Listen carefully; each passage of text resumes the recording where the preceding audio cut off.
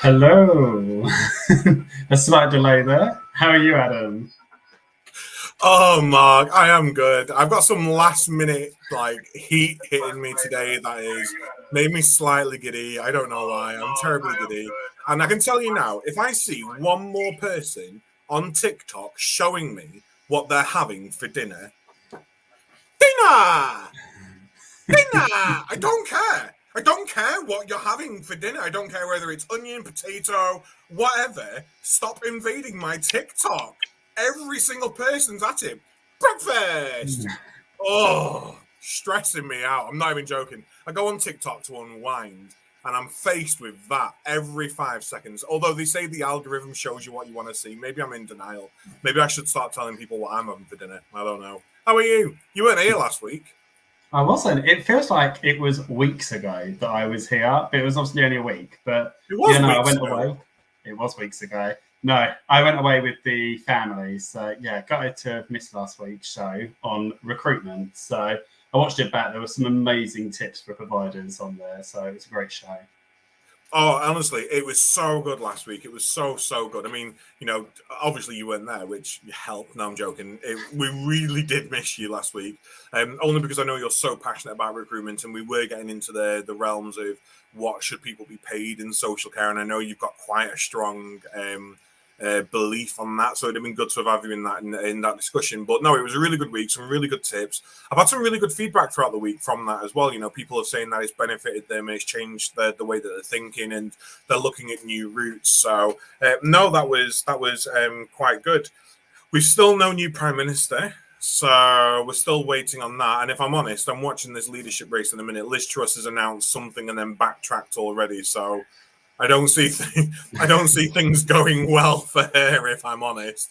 And Rishi Sunak is just doing Rishi stuff, isn't he? He doesn't really care what's going on as long as he's wearing big expensive trainers and telling people how much money he can save us all. I mean, he wants to start charging people for not going to the doctors. Now, I know you and I have different views on this, but that's a strong policy to come out with before you're even prime minister, isn't it? It's going to divide the masses quite quickly. Yeah, yeah. I mean, I've kind of lost interest in it. I kind of think none of them were talking about social care, and I kind of thought it's the same old. But yeah, so Rishi came out with this £10 for a cancellation, like if you don't turn up, which I personally agree with. So I have to pay £55 if I don't turn up at the dentist. So I'm kind of used to having to pay that fee already because I don't turn up because work kind of takes over or whatnot. I mean, if I booked a doctor's appointment though, I would 100% turn up. So it does baffle me why people make appointments. And they had a number of doctors on that was saying that people make these appointments at like 8 a.m. in the morning for like an hour down the line or 2 hours down the line and then don't come in. Well, surely if you've made an appointment an hour beforehand, you should be there and you've Yeah. blocked that slot for someone else. So I personally am in favour of charging. But how that would work, it'd be a logistical nightmare. And then what would happen if somebody couldn't afford to pay and bits and pieces? But And where will the bloody money go? Because it's not going to go to the NHS. Let's not be daft. It it wouldn't can go go to back into the social health care. It can be the new service. social care levy. Oh, you're winding me up. I understand. I do get the annoyance of people not showing up to their GP appointments, but I think it's very difficult to deal in absolutes with stuff like that because what if they have a cognitive impairment and they genuinely keep forgetting? And even if they're phoned and gone, why aren't you at your doctor's appointment? They go, I didn't know I had one. I'm completely unaware to it. Let's say people have anxiety issues or are being pressured into going to the doctors or under abusive relationships where they try and make an appointment but then stop last minute and then can't say why they've not been to the doctors. I mean, there's so many ifs and buts with it that it's a very difficult conversation, a very difficult situation, and one would I would be afraid of putting people in the position where the say probably the lowest paid in society anyway are in a position where they try and make an appointment and are forcibly stopped for some other reason, are then going to get fined for it. I'd hate to put people in the position where they think, oh, if I'm going to go to the doctors and I can't make it, I'm going to lose more money, so they just don't book an appointment. So then there's like that sort of ignorance in health, and it's a very difficult one. I mean, we've had this conversation. I think the system needs a reform. I think the system needs a full change.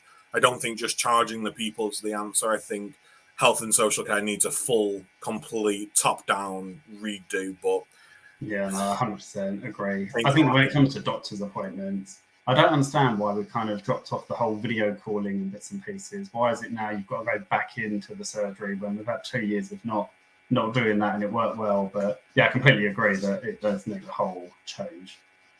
I mean, saying that, I can't remember the last time I was at the GP.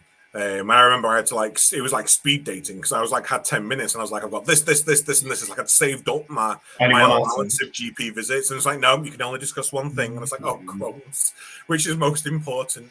Other than that, anything we should be discussing right now? Anything major we should be discussing? Not that I can think of. No, it seems to be in a quiet week for social care, really. Unless there's anything you can think of. No, there's still a lot of people concerned around PPE. Obviously, we had the heat wave and PPE was in debates around then. I think for me, it really is just trying to make sure that this momentum of social care stays now during the sort of government upheaval. We've got summer where, I mean, everyone who knows what I do, my work's incredibly busy all the time, but even I can see semi-officials dropping off now because, oh, well, it's August. It's summer. Nothing gets done in summer. And I'm like, oh, I'm sorry. Does care not continue through the summer months? What's going on? I don't have children. So August is like December is like February to me. So it doesn't make a bit of difference. But I do worry that we may lose a bit of the momentum. And like you say, Mark, nothing's really spoken about health and social care between the leadership race, which for me is worrying. And not that I'm going to vote for either of them if they get into post, but it would be nice just to hear one of them talk about health and social care. But, that is what it is. You could hear me rant all day long if you wanted to. Well, let's get on with tonight's guest, shall we, and show. So tonight we are talking care home activities, although I am very conscious that care home activities is not just all. We need to be discussing activities in home care, so we'll come on to that as well. But tonight we are joined by Hilary Woodhead and Natalie Ravencroft from National Activity Providers Association, NAPA, Amelia Place, who is the head of lifestyles at Castleford Care, and Caroline Benham from Bright Copper Kettle. Good evening, everybody. How are you? Adam and I were saying before we went on air, it seems so strange having so many people joining at once. So I don't know whether it's worth us doing a round robin quickly for anybody that doesn't know you. So Hilary, if we come to you. Hello, isn't it? Hello, everybody. It's lovely to be back. Actually, I think it's about a year ago that you invited me before, and I had a lovely time. So thank you for having me back. I too have my fan, Adam. Have to say, not going very far without this at the moment. So we are fan friends this evening. Yes, I'm Hilary Woodhead. I am the Executive Director of NAPA, the National Activity Providers Association. We are a national charity and membership organisation, and everything we do is in support of care services, prioritising wellbeing. So our main focus is around championing the role of activity providers and professionalising the view of activity provision across the care sector. So a little bit about me. Thank you very much. Natalie, on to you. Hello, my name is Natalie Ravenscroft. I'm the Wellbeing Support Manager here at NAPA. I manage all the support services that are under NAPA, from the support line to the support and share network. And I also support an internal advisory group made up of activity providers, also known as the APA group. And they form a collaborative approaches and co-creation towards resources and advice around what they need within the care sector. Thank you very much. Welcome. Amelia. Hello there, I'm Amelia. I am the head of lifestyles at Castleford House Nursing Home, and I'm in charge of developing, creating and planning the activities in our care setting. Thank you very much. And last but not least, Caroline, good evening.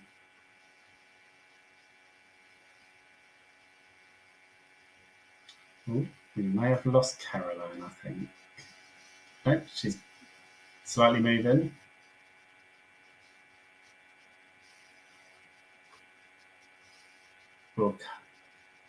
We'll come back to Caroline when she rejoins us.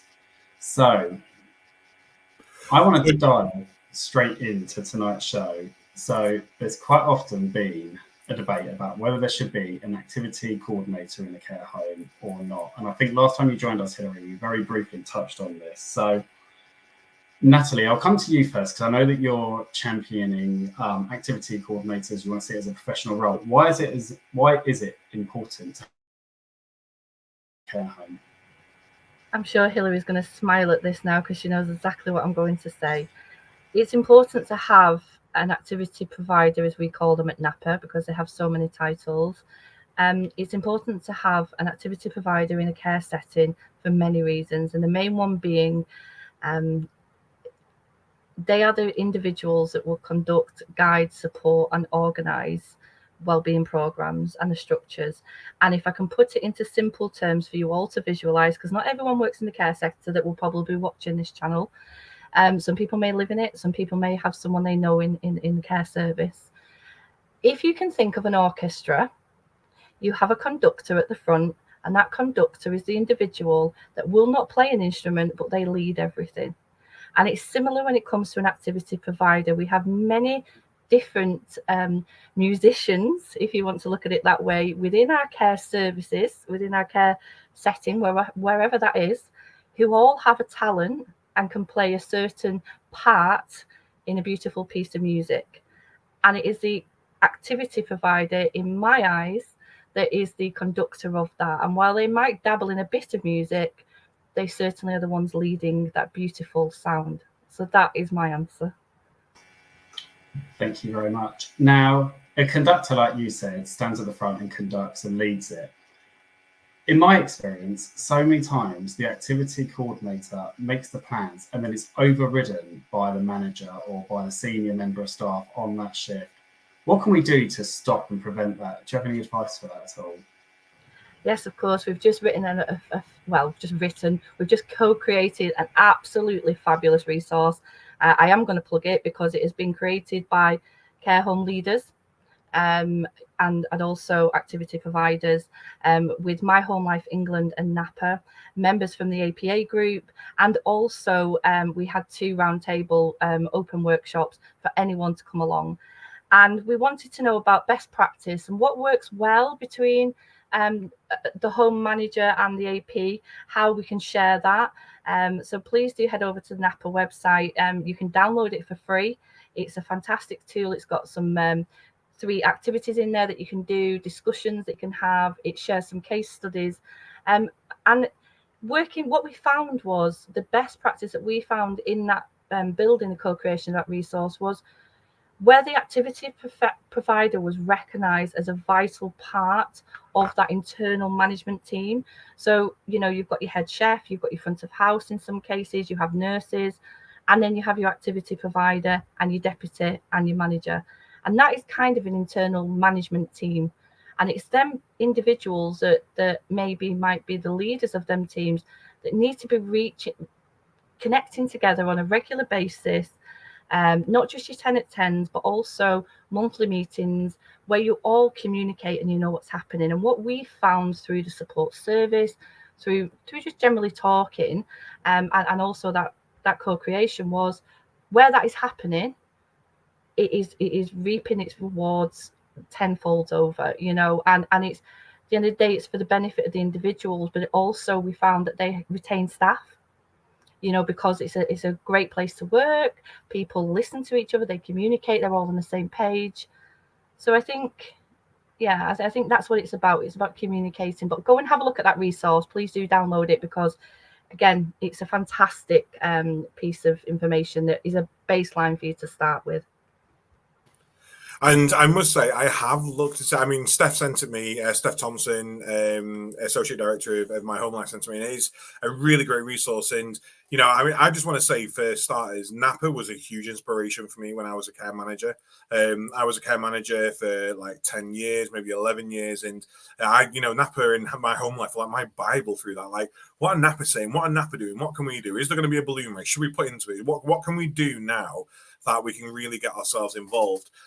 So Hilary, I want to come to yourself. Top tips for our providers. Let's run our top tips first part of this show. What are your 3 top tips for care providers on providing good, outstanding activities? Yeah, Only three. I will try to keep it to three. So I suppose the first one for me is be creative, be brave, but be person-led.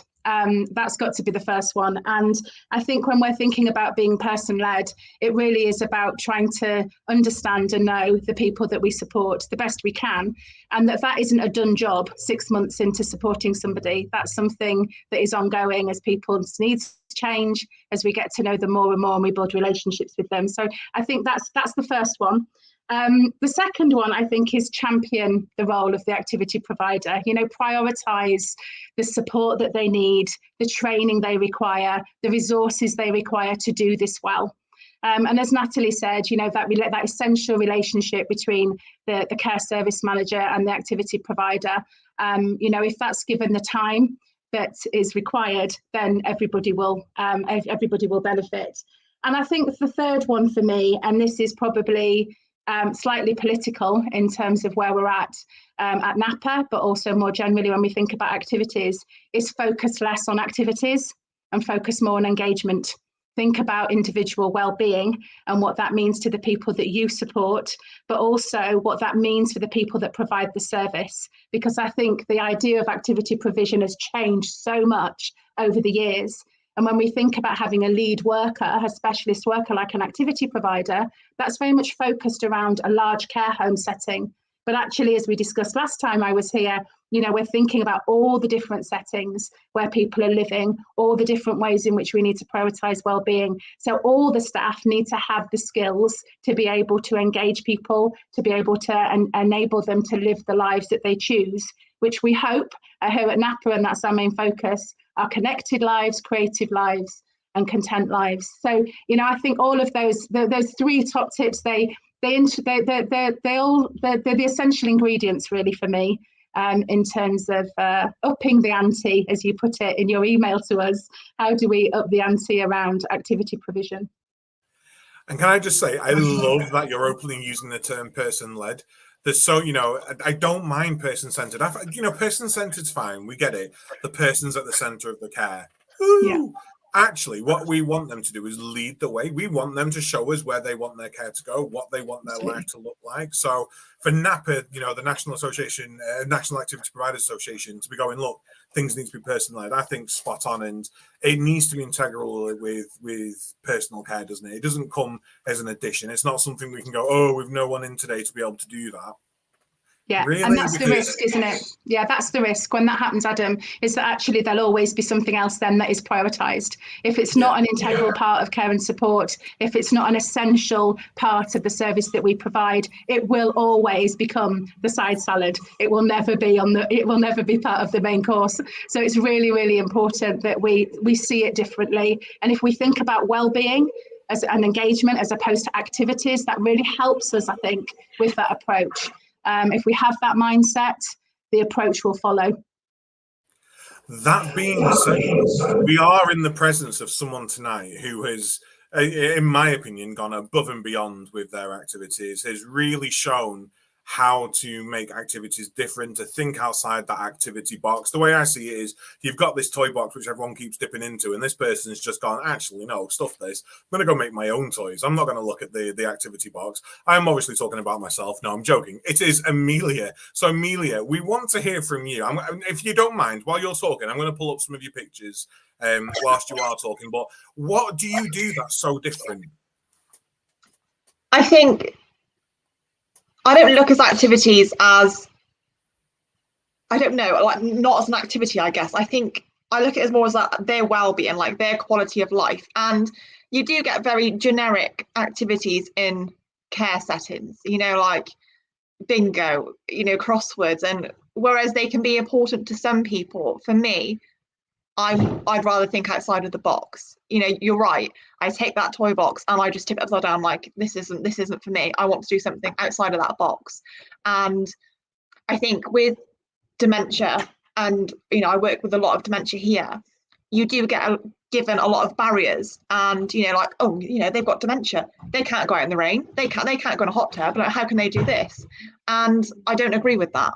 And my kind of ambition, I guess, and my aim in my role is to kind of defy those barriers and make sure that they live the most fullest life. I don't see why they should have to come to a nursing home for the end of their life. It should be to live. And I think I try and provide different and innovative activities to kind of fulfill that, I guess.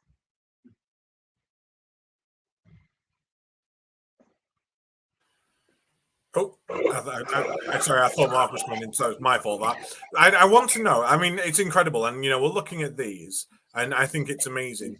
Who does your tattoos? I think this is fantastic. Tell us about this. So I had a lady here. She was 96 years old, and she said to me the one day she admired the tattoo on my arm. That one is real, and she wanted her own. And when she first kind of said it, I thought, no, absolutely not. And I thought, actually, why not? Like, why am I saying no to this lady for having a tattoo done? For what? Just because people are going to judge me, because they're going to think my activities are weird. And I obviously, I couldn't give her a real tattoo. I'm not kind of up for the abuse case of tattooing elderly people. But temporary tattoos are more than reasonable to do in this kind of setting. And yeah, that's what they wanted. So my activities that are very person-led, if somebody came up to me and said, I want a tattoo, that's what I'm going to do. And that would be how I lead my activity. One question I have for you, Amelia, I was contacted by somebody recently, actually, who had taken their residents rollerblading. Admittedly, it was around the lounge of their care home. Okay. And the CQC inspector happened to turn up at the same time, and it was basically frowned upon it, opened a safeguarding, and it's been ongoing. You've obviously taken a lot of risks, which I'm all for, and we've spoken about it on the show, actually. People shouldn't be, penalised because they live in a care home. Yeah. And they can't take a risk, and they should be able to do whatever you do. And seeing your photo there in the hot tub, even on the manager's group yesterday, there were people asking that they can't have hot tubs because of Legionnaires and bits and pieces. How do you get around kind of the risk assessment angle? Are you a bit like me? You don't care about the risk assessment, you kind of do it, and the risk is there. Yeah, I mean, a lot of my activities are positive risk taking. I look at the positive outcome of that.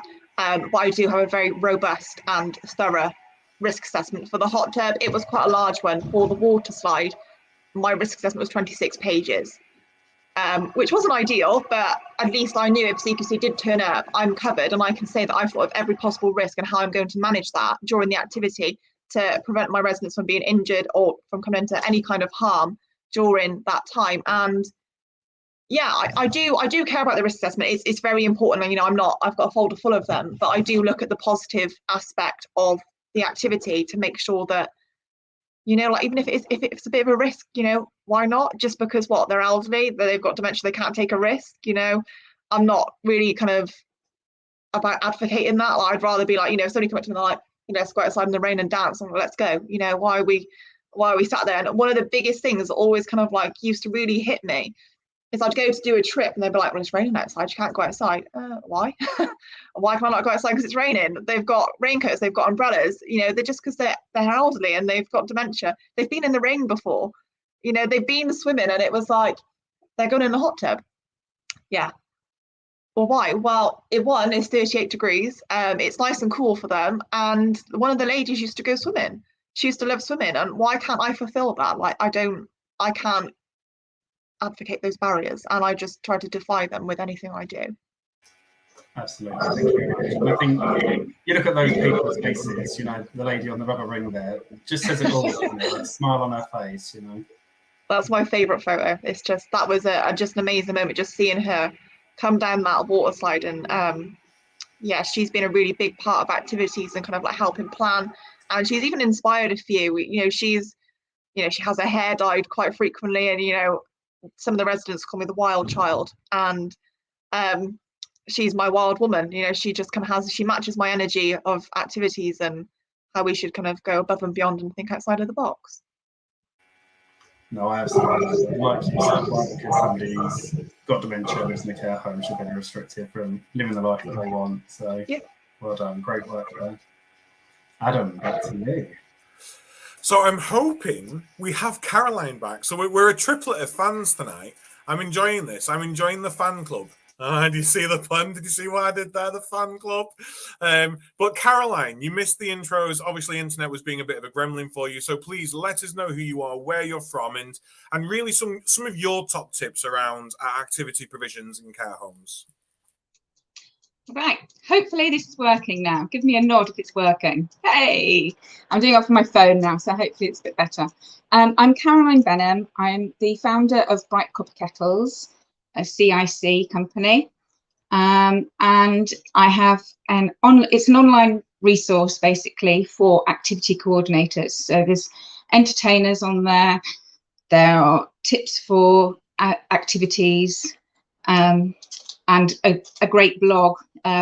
Amelia wrote a fantastic blog for me recently about her activities. So yeah, I like to pick up on what the good activities coordinators are doing and sharing that so that other people can be inspired by what they're doing. So I think that's really important. And Amelia has really explained so well, you know, about positive risk taking. And I think that's really important. And actually, when we take positive risks, we can reduce risks in other areas. And that's something that we should remember, you know, doing exercises, standing up and walking about, something as simple as that. You often hear carers and activity coordinators telling people to sit down because they're worried that they're going to fall over. Well, the longer they sit there, the more their muscles are wasting away, the more likely they are to fall over. So, you know, let's take at least the minimum risks and follow Amelia's example and take more risks is what I say. Yeah, again, these people have lived lives. They have gone into care homes for different reasons. You can't say they've all gone into a care home because they can no longer do anything. That is not fact. The fact is that they've gone in for different reasons, that they need different support, different types of support in different ways, that, you know, sometimes it's because they want to be, they're fiercely independent and they don't want to rely on family and friends. Sometimes it's because family aren't able to give them the support that they want at the times that they want, or the times that they need that support. So I think, you know, we have to remember that they are people who have taken risks before. Somebody said to me the other day actually about they were going to change something because something that they were looking at, and it was about people surfing. There was something that they borrowed from Australia, and it was people surfing. So of course they can't use that because people don't go surf. That's not something that people do in this country. Actually, yes, they do. Just because you haven't done it, people do go surfing. And if you speak to a lot of the older people who are living in care homes now, you know, some of them are going surfing in their 60s, 70s. Just because they've now gone into a care home doesn't mean that they're not interested in people surfing, even if they're not doing it themselves. And in some instances, there are certain actions that they could replicate that remind them of the things that they have done, the risks that they have taken previously. So just a big up really for me, Amelia, for setting the right tone there for the activities. And I think one of the main things that we need to remember when we're looking at whole home activities is what are we trying to achieve for the whole home, or what we need to achieve for the individuals. So are we looking at reducing the number of falls? So we're looking at more active activities, or are we looking at socializing better? You know, and I quite often see people going out of their way and saying that we're going out into the community and we're, you know, trying to bring that into the care home, which is great. It's fantastic that they're doing that, but they seem to forget that the residents, again, you know, were living their life in the community before they went into the care homes. And very often their family members, they all know each other. Simple thing, have a coffee morning where care home residents, their families and their friends can come in and they can have a jolly good chat. And sometimes you get daughters will say to their mothers that are in the care homes, you know, oh, do you remember so-and-so? This is her daughter. And then she'll realise that actually it's somebody that she knew that was living in the care home, and she didn't even realise that that's who it was, somebody that she was at school with, perhaps. So, you know, we really need to get to know the individuals through their families as well, and not cut off the family members and their friends. And actually, sorry if I'm going on, I had a phone call this afternoon from a lady who was trying to find another lady who had been moved into a care home. And I've spoken to her before, and she's actually rung me back because she'd lost the number for the care home. And basically, the family had moved her friend into the care home, and it was her friend had phoned from the care home to say where she was, but she hadn't got the details to contact her back. And I managed to find the number for her and give it to her. But it's just a reminder, really, of trying to help them keep those connections of their friends as well. It's not just family, it's their friends that they've been in regular contact with before they've moved into a residential care. So sorry, that was that was me on a rant, really. But no, thank you very much. Hilary, did you want to come in there? Yeah, I just wanted to add something about risk taking, which I think is really, really important. And it's something that we've spent quite a lot of time thinking about over the last couple of years during the pandemic and beyond, is that we are supporting people who are in receipt of care and support with complex care and support needs now.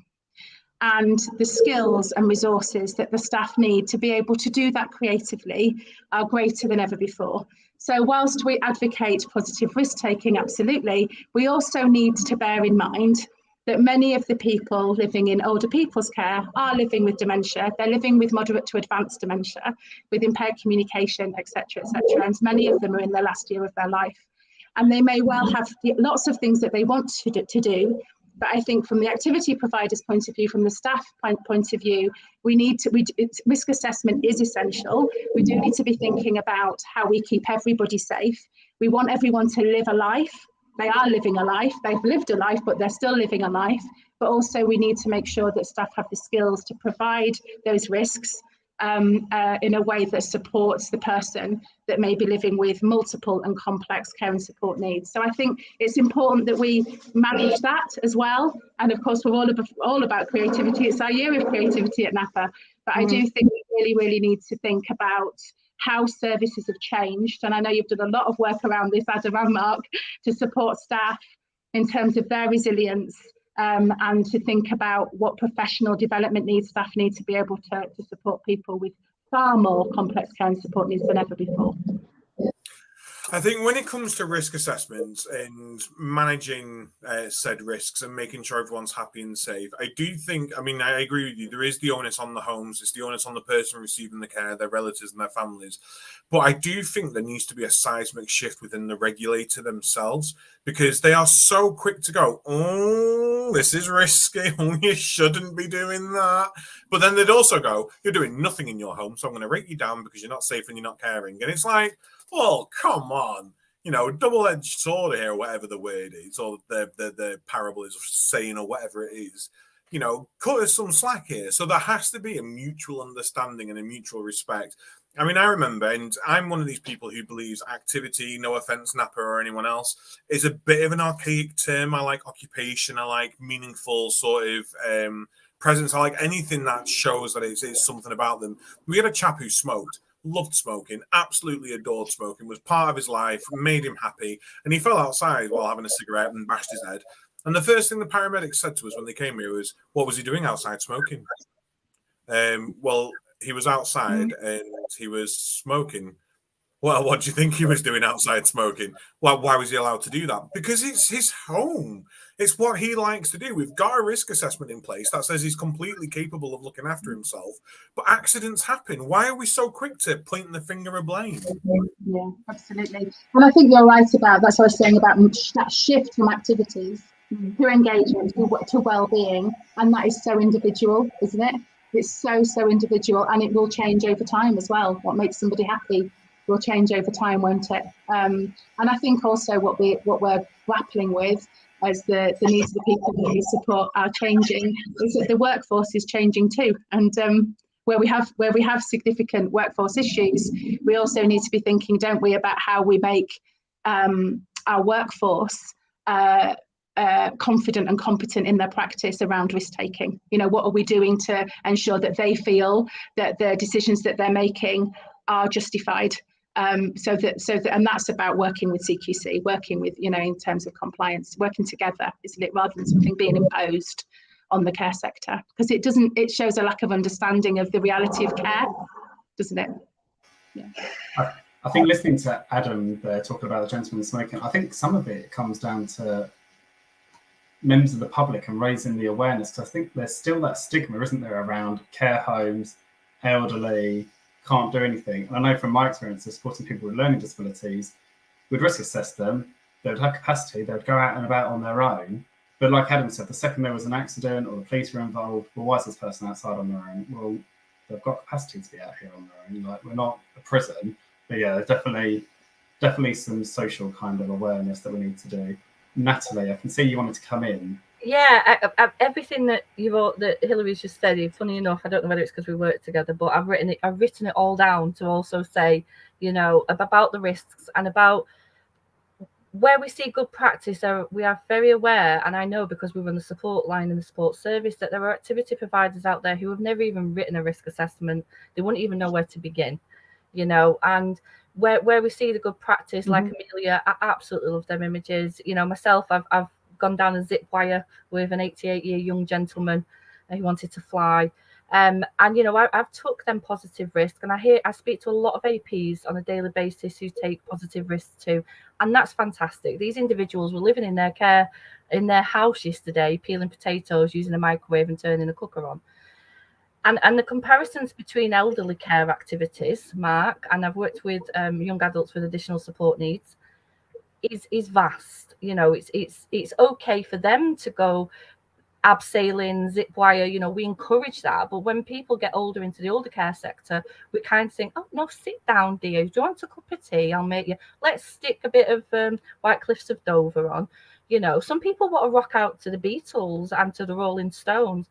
But my main thing that I wanted to come in and say was, I just wanted to encompass all that because I totally agree with you. Evaluation, and evidence. If you can evidence to CQC or an inspector as to why you're doing something, what are the benefits, what are the aims, how you got to that. You know, I've not sat here and said that individual I supported, I was just going to take him on the world's biggest zip wire because I just felt like scaring the life out of him. He was an avid bird watcher. He'd been a member of the Wildlife Trust Society for years. He wanted to fly like a bird. He wasn't at the end of his life. He was living in a care service. He was happy. He had capacity to make that decision, but he didn't have the means or the awareness to go and do that. And during the social committee meeting, very important, everyone, if you're watching this, make sure you have social committee meetings because they're individually led by the individuals you support. He said, I want to jump out of an aeroplane. Now, because of his heart condition, he couldn't do that. So I looked, Amelia, I'm sure you'd do the same. Caroline, I'm sure you'd recommend the same. I looked at the next best option, and that was a zip wire. And, you know, if something had gone wrong, it didn't, thank God, but if something had gone wrong, I was trained in doing risk assessments. My manager supported me. So we went through it all. And then we evaluated it at the end. And that was the most important part. What he got from that was just, I couldn't have written anything better than the comments he made, the feeling he got for weeks after that, you know, and that was really powerful. And Amelia, I'm sure that amongst all the praise and the giggles and the laughter, you must have seen a better sleeping pattern, or, you know, reduced in anxiety or isolation or food intake. All that comes into your evaluation. So when your inspectors come knocking and they want to know why Amelia's pushed someone down a water slide in a rubber dinghy or stuck someone in a hot tub because it's 38 degrees, Amelia's going to go, well, here's my risk assessment and it's 26 pages, enjoy reading, but also here's the evaluation afterwards, and this was the benefit, this was the reason we did it. So I just wanted to get that out there, that it's not just about the risk assessment, it's about the end product. I think just adding on to that, Natalie, 2 weeks ago, I went down to our local beach and I took a lady, and she is quite advanced in her dementia now. And as we got down to the seaside, the beachfront, there was a small children's fair, little roller coaster. And, you know, usually Hurst Beach can be quite muddled and clear as day. I want to go on that. And I'm there like, all the risk assessments I've got, I haven't got one for a fairground. So I'm there like, I'm like, that's fine, you know, she probably won't be able to get on. I'm looking at the logistics of it like, no, it's fine. And then I thought, right, we'll walk back up the road. And if she, you know, kind of says again, when we go past the main part, not the children's one, I want to go on that, I'm going to do it. So I'm walking up and I'm like, right, there's a massive 200-foot Ferris wheel. There's a carousel, there's a roller coaster. So I rang my manager and I was like, right, how much trouble am I going to get in if I take a resident on a fairground at the beach? And he just said to me, and it was so insightful actually, every single thing that you do in life is a risk. Me going on the minibus down to this beach was a risk. You don't know, you mean I could walk out of here today and get hit by a car. You don't know what's going to happen. And you have to take those risks, unfortunately. And we got to the open of the fairground and she kind of looked at this carousel and her eyes lit up and I thought, I can't say no. I can't say no. And he said, risk assess in your head. What is your main risk? Is she safe in the ride? And I said, well, yeah, she's safe in the ride. I'm trained in first aid. I'm trained in anything that I need to be trained in to be able to pull this off. And she went on the carousel. And I think one of the photos which I sent to you, Adam, was me and this lady on the carousel.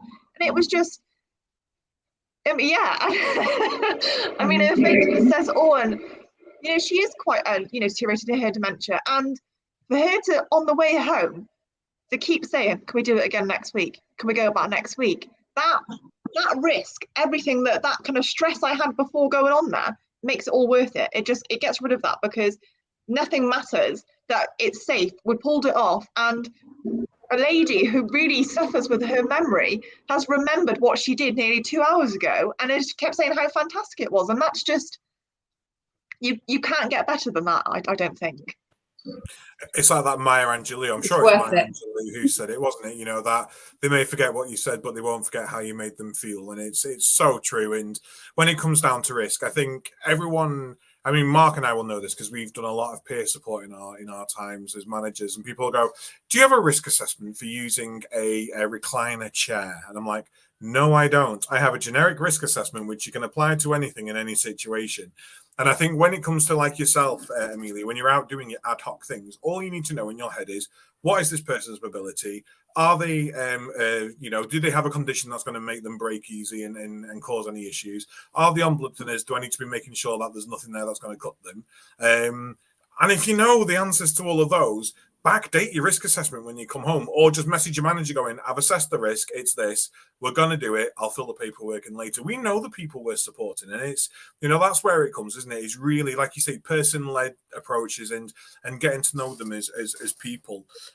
Caroline, I want to come to yourself because obviously you've got your little directory on your website of entertainers around the countries and what people can utilize within their homes.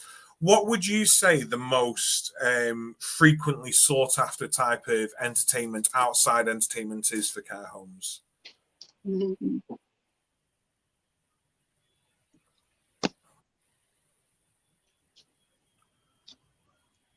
Oh, I think we've got Mowgli at it again, the gremlin trying to gnaw. I just lost you a bit.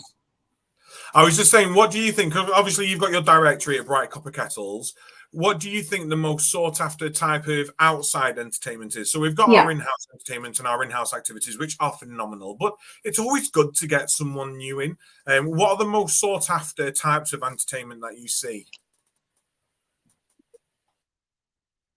Yeah.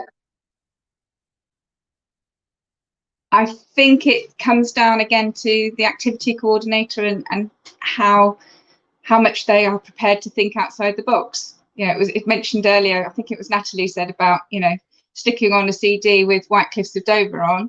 Well, that's fine in certain instances, and if that's somebody's favourite song, then that's absolutely fine. You might want to have an activity which is based around World War II theme, and have a tea dance. And there's nothing wrong with doing that, but also look at having a drag queen in, look at having a magician in, look at having pet therapy.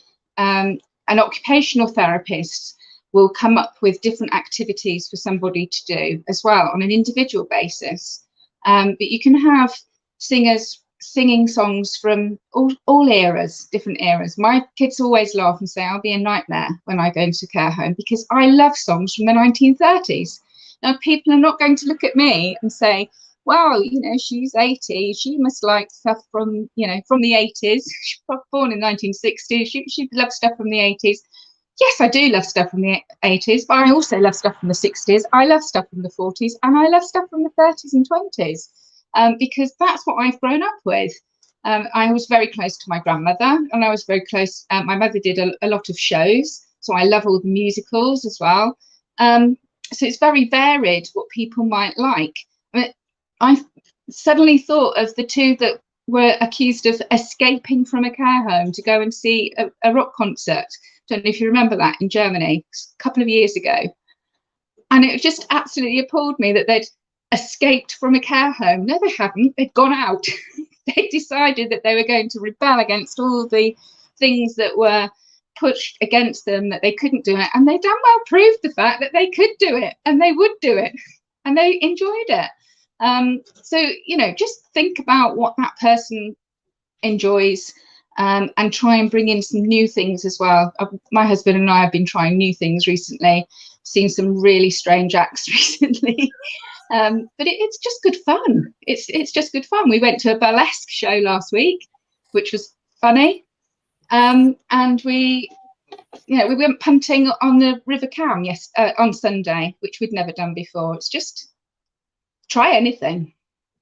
I do know what? You'd lost them. I'm just in a really giddy mood tonight, and I don't know why. I think, I'm so glad you mentioned burlesque shows, because when I'm in a care home, and, you know, I will end up in a care home. If my partner dies first, which is very unlikely, but let's say he does, first ticket I am booking is to a care home, because I can't live on my own. I'm terrible on my own. I wallow. I don't like the silence. But I am going to want a full-on drag burlesque show every Saturday night when I'm in a care home. And I think there's something around understanding what's a taboo and actually what is acceptable now within society, and understanding what people want to have. You know, is there any problem in, let's say you've got a residential home where the majority of the people who live with you don't have a cognitive impairment? Is there any problem having an Ann Summers party? You know, not to make it crude, but a lot of people like that sort of stuff. And as long as we can nurture it in a safe environment, we've got to think what people want and what people need, not what we think they need. You know, I can answer that one for you, Adam. I can answer that one for you. I can answer that one for you. So again, this goes back to social committee meetings or your activity hubs or whatever you want to call them, but it's separate from my cashmere jumper's been shrunk in the wash. Residents meetings are separate from your wellbeing activity meetings. And during this activity meeting, we always had a section called entertainment. And there was one lady that stuck out in my mind, and we was reviewing, every month we reviewed the entertainers. And she said, why do you think I want Cheesy Steve? Why do you think I find that entertaining? I'm sick of listening to him. You book him every month, you know. I want a magician. So, okay. And someone else said, well, if she's having a magician, I want a comedian. And it always stuck in my mind that their question was, what do we class as entertainment? Okay. And during this conversation, this lovely lady who was a very straight A woman, a churchgoer, never drunk a drop of alcohol in a day in her life, had a, very straight going, turns around and says, well, do you know what I would like? And I said, go on. And she went, I want a stripper. I want a male stripper. I want a woman's night. I heard one of the staff talking about it, and I've never done it in my life. I don't know what it is about. Can we have one? Of course you can. So obviously we went back to the organisation. They were all about inclusivity and being diverse, and and everyone that come to that night, including the staff that joined in with them, they had a ladies' night and Summers at the beginning. And although he didn't strip fully, the whole idea was that was what them individuals wanted to do. And quite frankly, I'm very confident to this day that she still tells everyone, and she still shocks everyone when she does, and she enjoys that, saying, I've actually, and yeah, he danced around her chair, and she was very, very pleased with that. So I think it is, like you say, Adam and Caroline, totally and utterly about being led by them individuals. You know, yes, it's great you can get an entertainer for £50 for an hour and we all got a budget, but that's us booking that entertainer. You know, I love history. I'm going to want history talkers. I'm not going to want someone singing down a microphone with a speaker, which is great, but that isn't entertainment to me. And I know Hilary would want someone performing show tunes, and, you know, she'd love the theatrical side of things coming in because that'd entertain her. So I think it all comes back down to Adam. All comes back to this person-led approach to well-being. Thank you very much. And yeah, I completely it's agree. person first, and then think about the barriers and how to overcome them. Absolutely, absolutely. One thing I wanted to discuss tonight, I'm very conscious of time, and then we've got a comment that's come in that we'll bring up. I wanted to discuss home care and activities in home care, because obviously it's something that's not really spoken about. I know that when I was managing one of the Bluebird Care branches, it was something that was on our outstanding inspection because it was something we were doing. But do any of you have any tips? And I can share kind of what we were doing back in the day. But does anybody have any tips for home care and how they can increase the amount of activities? Hilary, I can see you putting your hand up. Yeah, I think I'm really pleased that you've raised this tonight, because I think when we think about activity provision, we often do think about care homes, don't we? And we think about whether they're small, medium or large care homes. But of course, we also know, as I said before, that people are living for longer at home with complex care support before they even go into the care home. And so we need to think a bit more creatively. All of I think out of our we've got about 3,500 members, and the members of the care setting. Historically, about 90% of those members have been care homes, but that's really changing. That's over the last 3-4 years. We've really seen far more services supporting people with learning disabilities in the community, supporting people at home, family carers supporting people at home, also looking for support, resources and training around how to engage people. And so I think what we really try to do, and this is, you know, we've really had that every provide information and training that actually enables people to prioritise wellbeing wherever they are. And I think you're absolutely right. All of those top tips that we shared should be transferable wherever somebody lives, whether they're in a care home, whether they're, you know, at the day centre, whether they're in hospital, whether they're living at home.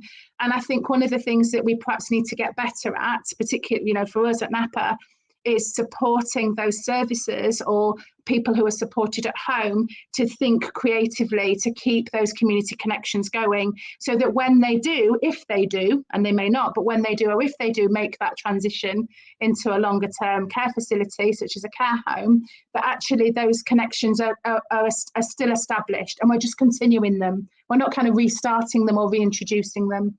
So I think my top tips would remain, Mark, to be honest, but I think perhaps as service providers, as support providers, we have to think differently. We have to think about what else might some of these services need from us to continue to think creatively and to engage people. And that may not be an activity provider that's doing that. It might be a family carer, it might be the next door neighbour, it might be the guy at the corner shop who has a chat with Bob when he picks his paper up every day. You know, it might not necessarily be employed staff, but it could well be home care providers, etc. as well. So it's I think we need to start to think differently, don't we, about where people live their lives. And how some of the approaches that we've developed, these person-led approaches developed, how can we adapt those to be helpful and appropriate wherever people are?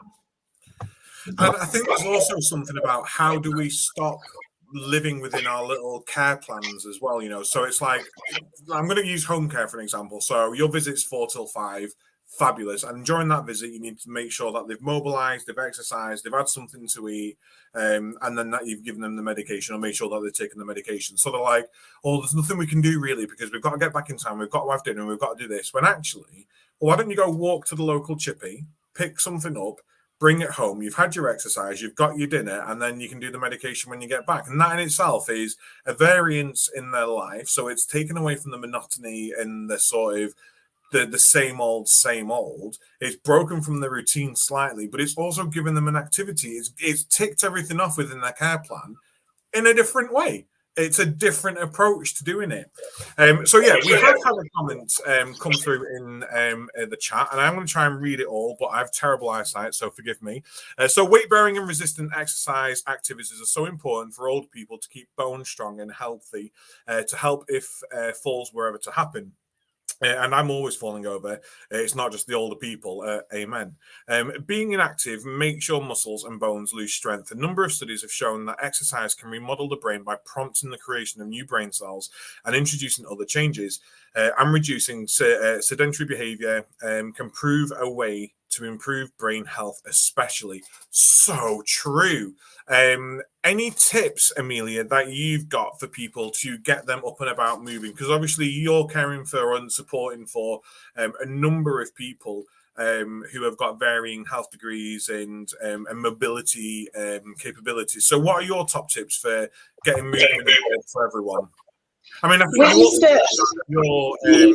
your slip slide, whatever it's called, had people who were hoisted, you know, who were non-weight bearing. So, yeah, if ever was an expert to talk to on this.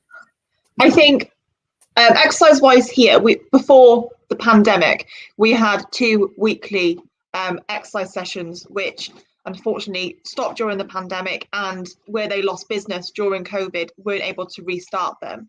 We do have a lady that comes in, and she's like a mobility specialist, and she works on a drum class using huge exercise balls, which gets really good engagement. But I think really my kind of advice on getting people up and moving, it's got to interest them.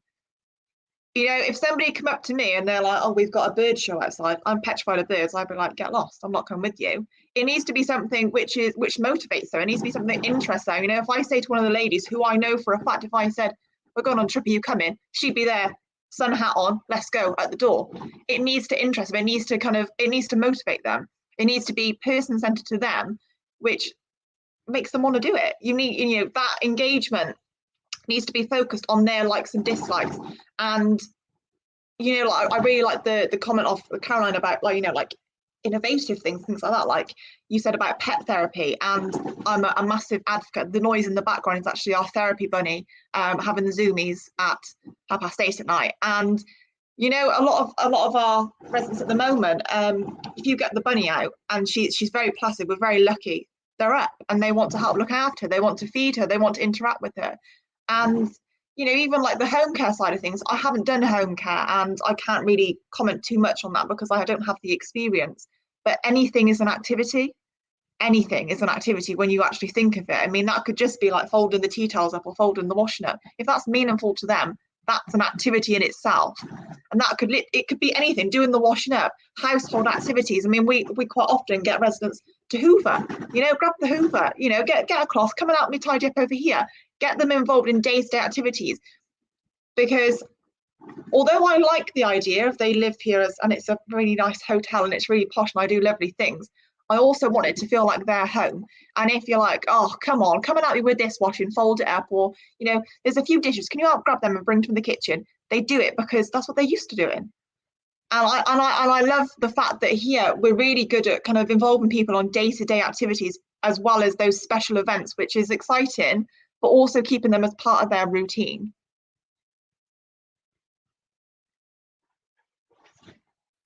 I was struggling to find my mute button. Then I was getting a panic on. No, I agree with everything you've said. I agree that with Natalie in our little chat, who said that, you know, that we de-skill people, and we do. And it's about adding worth, isn't it, to someone's life? It's about adding meaning. And if there's no meaning to existence and everything just gets done for us, it's nice to go on holiday, but by night 11, I'm ready to come home. I want to see my cats. I want to put my own washing on. I want to sleep in my own bed. You know, it's nice to have things done for us to an extent, but we all need that sense of worth and that sense of well-being.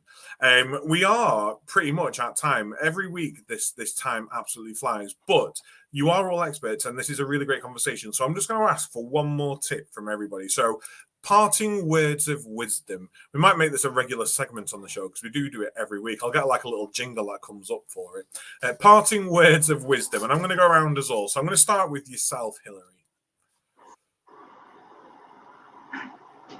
I think for me, and I think this kind of sums up probably all of the conversations, is let's move away from this focus on what are we doing at 11 o'clock from activities? Let's move towards thinking about individually led opportunities to improve and enhance well-being.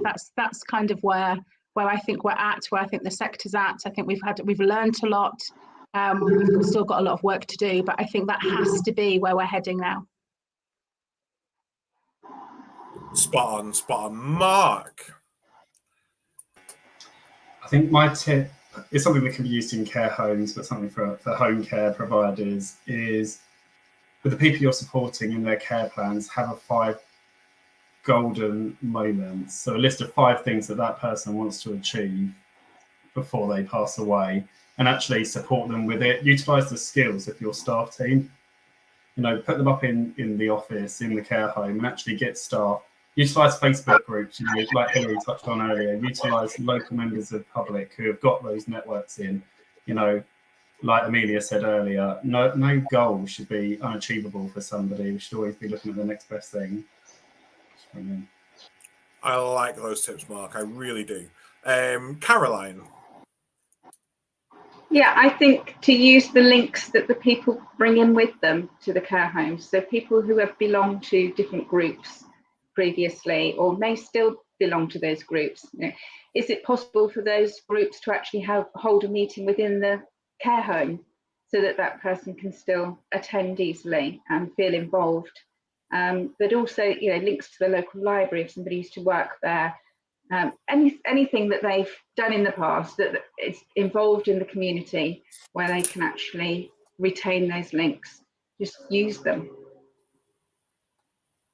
Yeah, and I think as society advances, and as we get, and I say advances, and I don't mean that in a detrimental way, but as the I call it the juiciness, the diversity of our communities, which is our greatest strength in this country, as they start to fill our places of care and where people are being supported, and we do get these diverse backgrounds, so these all white, all farmer, all World War II veteran homes start to get diluted with our Windrush generations and our elderly LGBT generations. It's great to bring their generations and their sort of communities in, and sort of like a show and tell. Let's educate everyone from within as well. Let's share who we are, what makes us us within these homes. I love that tip, Caroline. I really, really do.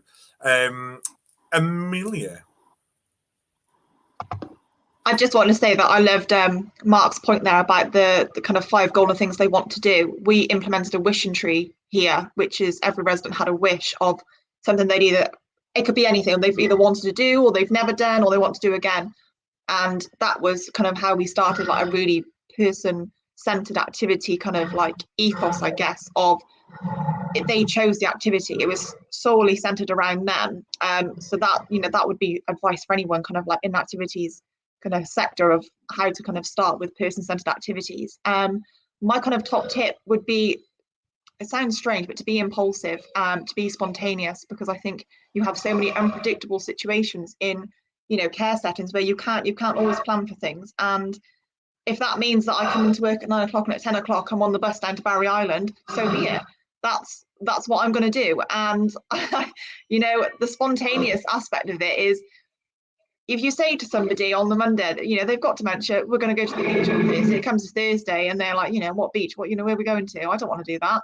Whereas on the day, you're like, do you want to go to the beach today? Make it really exciting. And they're like, yeah, that sounds amazing. And I think I'm very impulsive, and I say I'm going to do an idea on the Friday, and Monday I've done it. It's planned, it's risk assessed, and I've done it. And I sometimes think that's the best way to be, because you kind of keep that excitement flowing with the activities. And I know it is really important to kind of like orientate them to time and things that happen in the world, and like Valentine's Day, Mother's Day, things like that. But I think you also need that element of excitement to just keep them stimulated.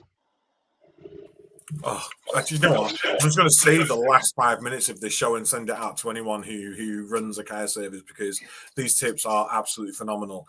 Last but not least, Natalie.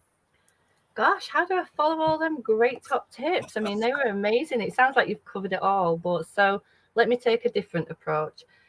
I'm going to speak directly to the APs that are out there and ask you to come and connect. Okay, it's a difficult role. I've done it. I worked right throughout the pandemic as an activity provider. I wore many caps and got many badges.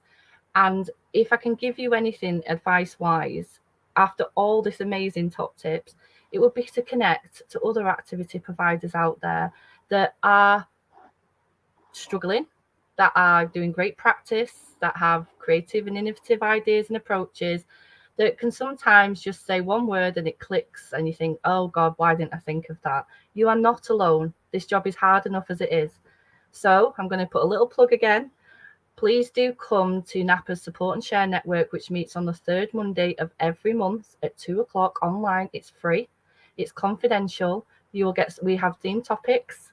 You pick them topics. We're just there to support and guide you. Okay. And use the NAPA support service as well, if you need anything. So I just thank you very much in training. I've got to keep going back to training, Adam and Mark.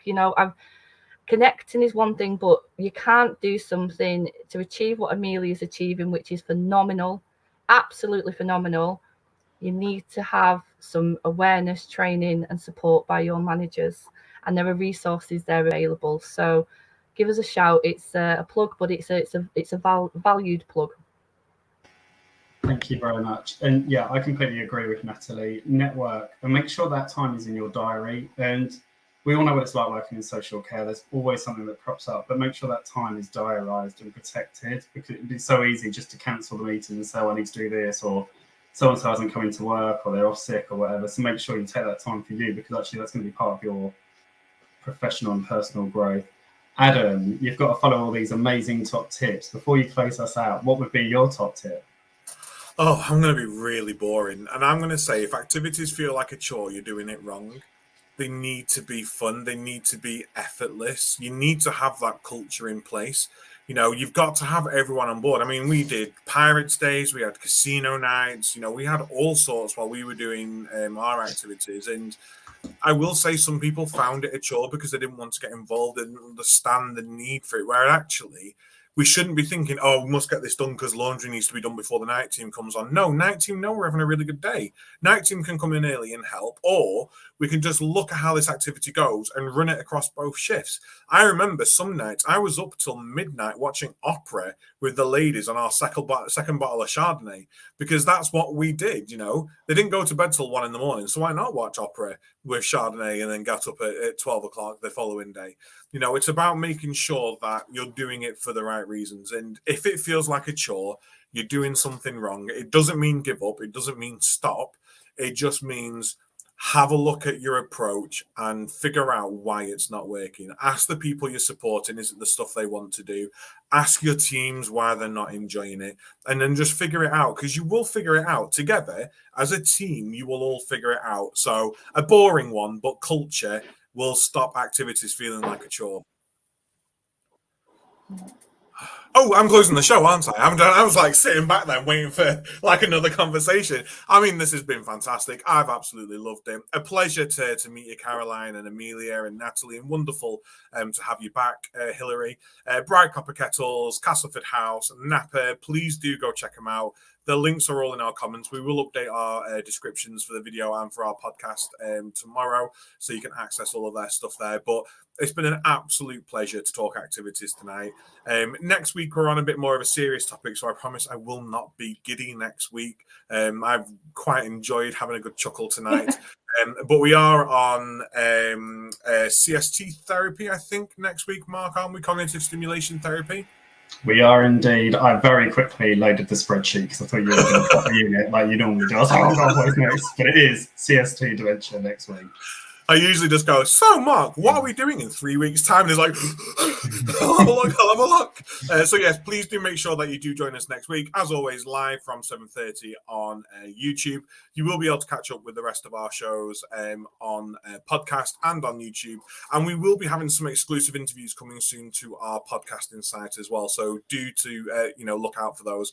Until then, thank you all so much. I'm sorry we've kept you longer than usual. Have a good evening, and we will see you all soon. Yeah.